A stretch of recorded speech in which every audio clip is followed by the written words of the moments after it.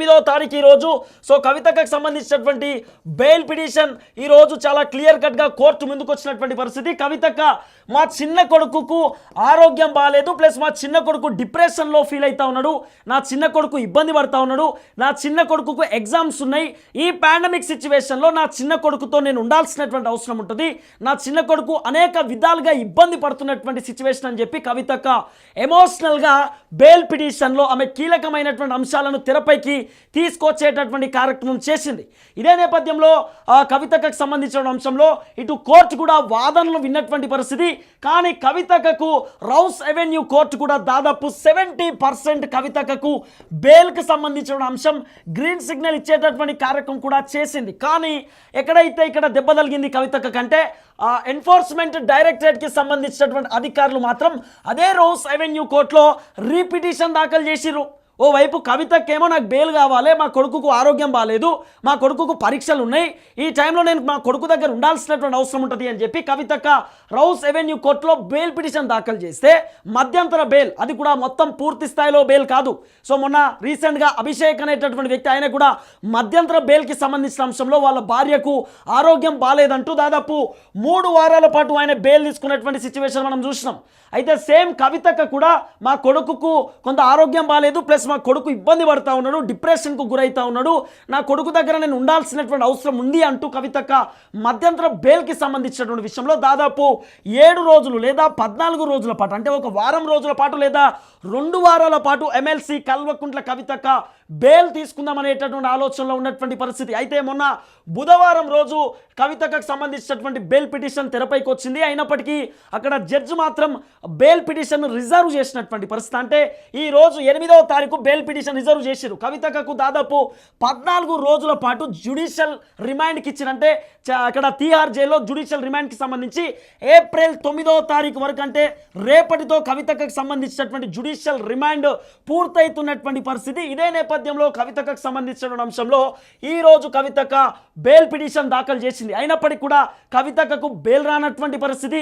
ఎందుకు కవితకు బెయిల్ రాలే, ఎందుకు ఒక కీలకమైనటువంటి డ్రామా ఇక్కడ కొనసాగించేటటువంటి కార్యక్రమం చేశారంటే కవితక్క ఒకవేళ బెయిల్ వచ్చిన తర్వాత బయటకు వస్తే ఢిల్లీ లిక్కర్ స్కామ్కి సంబంధించిన అంశం కానివ్వండి, మనీ లాండరింగ్కి సంబంధించిన అంశంలో కవితక్క ఎవరైతే వాళ్ళు ఉంటారో, ఎవరు సాక్ష్యాధారులు కానివ్వండి, విట్నెస్ ఎవరైతే ఉంటారో, లేకపోతే లిక్కర్ స్కామ్కి సంబంధించిన అంశం కానీ మనీ లాండరింగ్కి సంబంధించినటువంటి ఎవరైతే సాక్ష్యాధారులను కూడా కవితక్క తారుమారు చేసేటటువంటి అవకాశం ఉండొచ్చు. కాబట్టి కవితకు అరెస్ట్ కాకంటే ముందే కవితక్క ఇటు సుకేష్ చంద్రును, లేకపోతే సమీర్ మహేంద్రును, అభిషేక్ ఆయనను బెదిరించింది. తర్వాత ఎవరైతే కీలకమైనటువంటి వ్యక్తులు ఉన్నారో వాళ్ళందరినీ కూడా ఢిల్లీ లిక్కర్ స్కామ్లో ఉన్నటువంటి అనేక వ్యక్తులను కవితక్క బెదిరించినటువంటి దాఖలాలు కూడా మనం చూస్తున్నాం.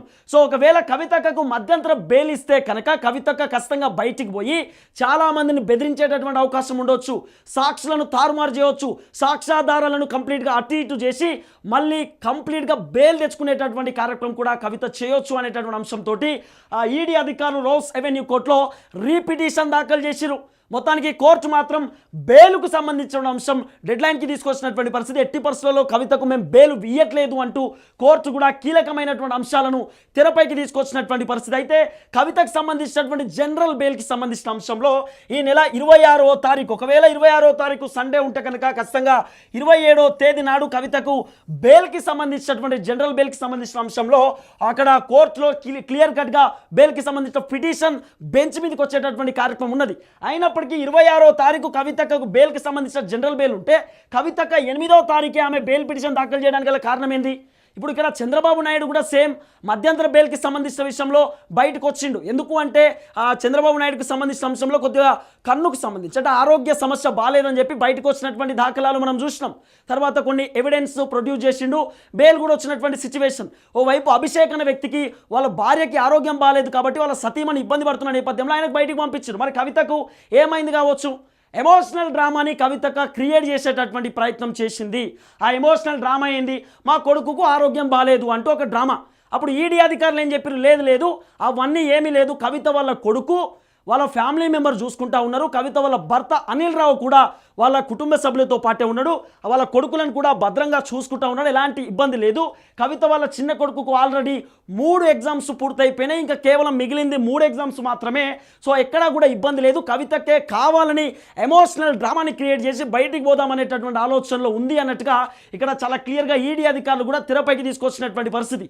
అయితే బెయిల్కి సంబంధించిన అంశం పక్కన పెడితే ఓవైపు తెలంగాణ మాజీ ముఖ్యమంత్రి బీఆర్ఎస్ పార్టీ అధినేత కేసీఆర్ సారు కవితక్క వాళ్ళ నాయన మొత్తానికి ఆయన ఢిల్లీకి పోయేటటువంటి కార్యక్రమాన్ని తెర ముందుకు తీసుకొచ్చిండు. ఎందుకు కేసీఆర్ సడన్గా హుటాహుటిన ఢిల్లీకి పోవాల్సినటువంటి అవసరం వస్తుందంటే దాదాపు ఈడీ అధికారులు కల్వకుంట్ల కవితక్కను 10 రోజుల పాటు విచారణ చేసిరు. దాంట్లో 70 క్వశ్చన్స్ అడిగిరు. 70 క్వశ్చన్స్ కవితక్క కేవలం 10 నుండి 15 క్వశ్చన్స్కే కవితక్క సమాధానం చెప్పింది. ఈ 10 రోజుల వ్యవధిలో దాదాపు కవితకు సంబంధించినటువంటి కుటుంబ సభ్యులు, కవితక్క వాళ్ళ అమ్మ, తర్వాత కవితక్క వాళ్ళ అన్నయ్య కేటీ రామారావు, వాళ్ళ బావ హరీష్ రావు, తర్వాత ఆయన కవితకు సంబంధించినటువంటి వాళ్ళ భర్త అనిల్ రావు పోయిండు, కవితక్క వాళ్ళ పర్సనల్ పిఆర్ఓ కూడా పోయిండు, పిఏ పోయిండు, ఆఖరికి కవితక్క వాళ్ళ కొడుకు కూడా వచ్చినటువంటి పరిస్థితి. కవితక్క వాళ్ళ కొడుకు దగ్గర పెట్టుంటుంది కదా కుక్క, ఆ కుక్కను కూడా తీసుకుపోయి చూపించారు కవితక్కకు. కానీ వీళ్ళందరూ వచ్చారు. కానీ ఆ ఒక గంట వ్యవధిలో అంటే ఈడీ అధికారులు విచారణ చేసినటువంటి మూమెంట్లో కోర్టు కవితక్కకు పర్మిషన్ ఇచ్చింది. విచారణ మూమెంట్లో 6 గంటల నుండి 7 గంటల వరకు 1 గంట సేపు కవితక్క వాళ్ళ కుటుంబ సభ్యులతో మాట్లాడొచ్చు అంటూ విచారణకు సంబంధించినటువంటి నేపథ్యంలో టైం ఇచ్చింది. ఆ టైంలో కేసీఆర్ సార్ ఇప్పటిదాకా ఒక్కసారి కూడా దాదాపు 2 సార్లు భారీ బహిరంగ సభలు పెట్టిండు, 3 సార్లు ప్రెస్ మీట్ పెట్టిండు.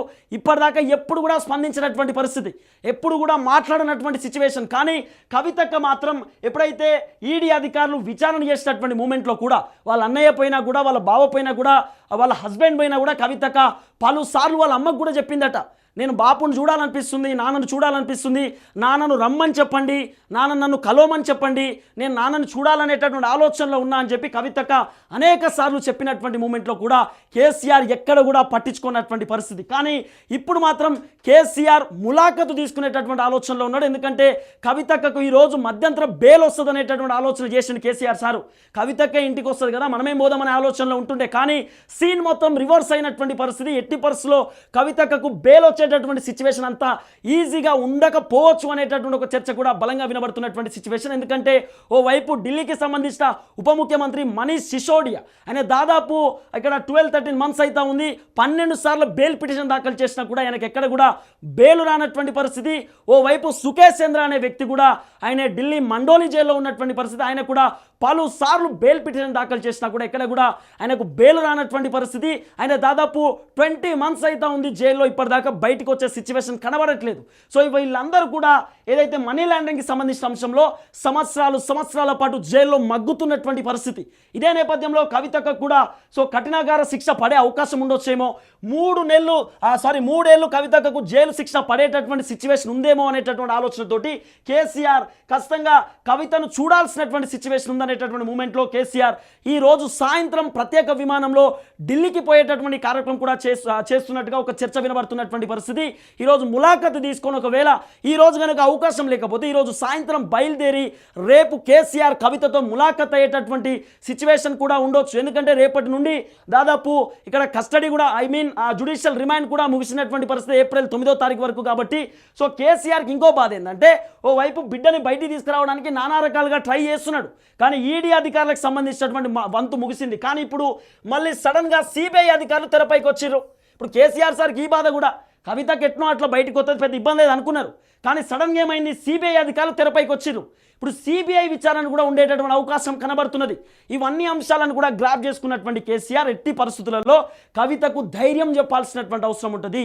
కవిత ఎక్కడ కూడా డిప్రెషన్కు గురి కాకుండా, కవిత ఎక్కడ కూడా ఇబ్బంది పడకుండా తనకు భరోసా నింపాల్సినటువంటి బాధ్యత కన్న తండ్రిగా, అట్లనే పార్టీ అధ్యక్షుడిగా నా పైన బాధ్యత ఉంటుందనే ఆలోచనతోటి మొత్తానికి కేసీఆర్ కవిత దగ్గరికి పోబోతున్నట్టుగా చర్చ వినబడుతున్నటువంటి పరిస్థితి. ఒకవేళ ఈరోజు కనుక కవితకు బెయిలే వచ్చేటటువంటి సిచ్యువేషన్ ఉంటే ఖచ్చితంగా సిబిఐ అధికారులు మళ్ళీ కవితను అరెస్ట్ చేసేటటువంటి సిచ్యువేషన్ కూడా ఉండొచ్చు. ఎందుకంటే ఈడీ కంటే ముందు సిబిఐ అధికారులు 1 year బ్యాక్ కవితకు వాళ్ళ ఇంటికి వచ్చి మరి విచారణ చేసినటువంటి దాఖలాలు మనం చూసినాం. కవితక్క వాళ్ళ ఇంటికి వచ్చి అక్కడ కంప్లీట్గా దాదాపు 11 గంటల సమయం తీసుకొని కవితక్కను ఇంటర్వ్యూ రూపంలో అటొక చేరు ఇటొక చేరు మధ్యలో ఒక చేరు వేసి కంప్లీట్గా రెండు కెమెరాలు పెట్టి కూడా కవితక్కను క్వశ్చన్ చేసినటువంటి సిచ్యువేషన్ చూసినాం. తర్వాత ఈడీ అధికారులు అరెస్ట్ చేయకంటే ముందు ఒక వారం ముందు ఎమ్మెల్సీ కవితక్కకు దాదాపు 41 years సిఆర్పిసి నోటీస్ కూడా పంపించినటువంటి పరిస్థితి. నోటీస్ పంపించి కవితక్క మీరు ఎట్టి పరిస్థితుల్లో సిబిఐ ఆఫీస్కి అటెండ్ కావాల్సినటువంటి అవసరం ఉంటుంది, మేము విచారణకు పిలుస్తూ ఉన్నాం రండి అంటే కవితక్క లైట్ తీసుకున్నది. నేను రాలేను, నా వల్ల కాదు, మాకు చాలా కీలకమైనటువంటి కార్యక్రమాలు ఉన్నాయి, నిజామాబాద్ భారీ బహిరంగ సభ ఉన్నది, నాకు షెడ్యూలు అంతా బిజీ షెడ్యూల్ ఉన్నది, నేను రాలేకపోతున్నా అని చెప్పి కవితక్క చెప్పినటువంటి దాఖలాలను కూడా మనం చూసినాం.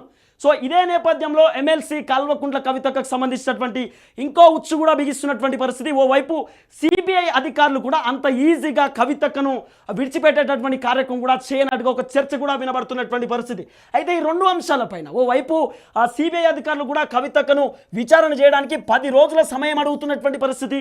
ఇదే నేపథ్యంలో సిబిఐ అధికారులు రౌస్ అవెన్యూ కోర్టులో కీలకమైనటువంటి పిటిషన్ దాఖలు చేశారు. కానీ కోర్టు మాత్రం ఎట్టి పరిస్థితుల్లో 10 రోజులు మళ్ళీ టైం వేస్ట్ చేయడానికి మేము రెడీగా లేము, ఎందుకంటే ఈ లిక్కర్ స్కామ్ అనేటటువంటి అంశం క్లైమాక్స్ సీన్కి రావాల్సినటువంటి అవసరం ఉంటుంది, ఎండింగ్ వరకు రావాల్సినటువంటి అవసరం ఉంటుంది. కాబట్టి ఏదో ఒకటి జరగాలి, ఊకే దీన్ని పొడిగించేటటువంటి కార్యక్రమం చేయొద్దు అంటూ ఇటు రోస్ అవెన్యూ కోర్టు కూడా సిబిఐకి కీలకమైనటువంటి ఆదేశాలు కూడా ఇచ్చినట్టుగా చర్చ వినబడుతున్నటువంటి పరిస్థితి. మొత్తానికి సిబిఐ అధికారులు మాత్రం ఇప్పుడు కవిత తీహార్ జైల్లో ఉన్నది, తీహార్ జైల్లోనే డైరెక్ట్ పోయి ఒక 2 రోజుల వరకు విచారణ చేసే కార్యక్రమాలు చేయవచ్చుగా ఒక కీలకమైనటువంటి చర్చ కూడా వినబడుతున్నటువంటి పరిస్థితి. గతంలోనే కవితక్కను దాదాపు ఒక 50-60 క్వశ్చన్లు అడిగితే కవితక్క నాకు తెలియదు, నేను చెప్పలేను, నాకు సంబంధం లేదు, నాకేం అవసరం అనేటటువంటి ప్రతి అంశాన్ని దాటవేసే ధోరణిలో కవితక్క మాట్లాడింది. కానీ ఈసారి ఒకవేళ సిబిఐ అధికారులు కవితక్కను క్వశ్చన్ చేసేటటువంటి పరిస్థితి ఉంటే ఖచ్చితంగా కీలకమైనటువంటి అంశాలను తెరపైకి తీసుకొస్తారు. కాబట్టి కవితక్క అంత ఈజీగా ఆమె బయటపడేటటువంటి సిచ్యువేషన్ ఉండకపోవచ్చు. ఖచ్చితంగా ఈసారి కవితక్క 3 ఏళ్ల పాటు కవితక్క జైల్లోనే మగల్సినటువంటి సిచ్యువేషన్ కూడా ఉండొచ్చనే చర్చ వినబడుతున్నది.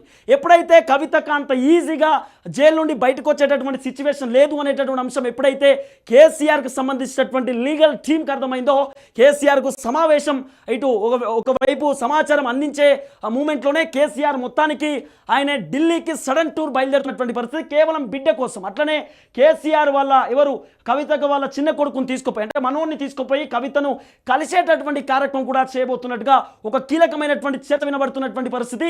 రేపు కేసీఆర్ బిడ్డకు భరోసా నింపబోతున్నాడు, బిడ్డ కోసం కేసీఆర్ పోయేటటువంటి కార్యక్రమంలో కూడా ఉన్నట్టుగా ఒక కీలకమైనటువంటి చర్చ కూడా వినబడుతున్నటువంటి పరిస్థితి. సో మొత్తానికి క్లైమాక్స్ సీన్కి అయితే వస్తున్నటువంటి సిచ్యువేషన్ చూడాల్సిన అవసరం అయితే ఉంటుంది.